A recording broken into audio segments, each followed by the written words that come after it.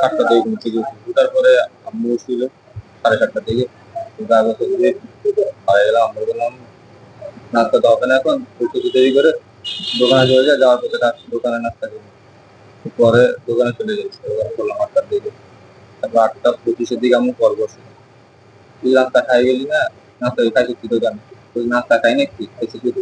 পরে দোকানে যদি কেউ আসো নাকে বসাই নাস্তা খাই আসো। তারপরে 11টার দিকে দোকান থেকে কল দিলে তোর তো বাসায় মনে কি করছে, তাড়াতাড়ি তুই তার বাসায় ওরা আবার আমার ঘুরে আরেকবার ফোন করে তুই আসো ফিরে আবার দাঁড়াইছে তুই তাদের বাসার দিকে আসি। তো দেখি আম্মু রান্না করে বুঝলি রক্তাক্ত অবস্থা। আর 3 দিন বিল্ডিং এর 4 তলায় 2 মাসের জন্য মারা আছে। ঠিক ঠিক পর্যন্ত যে সাথে একটা মানে বাইরে কল বের করছে, তুই দেখতে আছে কলগুলো তাজা তাহলে দিতে। ঠিক ঠিক।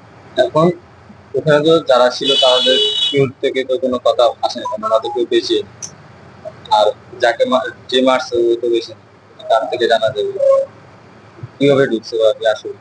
তা আমি তো ওই সময় বাসায় ছিলাম দোকানে, এর ভিতরে আম্মু বল টলও দেয় না যে কিছু হচ্ছে তো দিয়ে দিচ্ছে।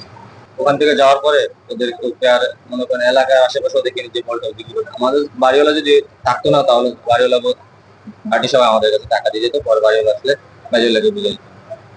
বিল্ডিং সকল দায়িত্ব আমার আম্মুর কাছে।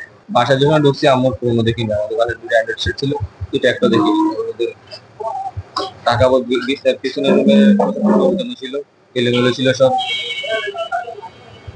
আর এর থেকে বেশি তো খেয়াল করার সুযোগ ছিল না। আম্মুকে নিয়ে বেরিয়ে গেছে, তাড়াতাড়ি হাসপাতালে নিয়ে যেত।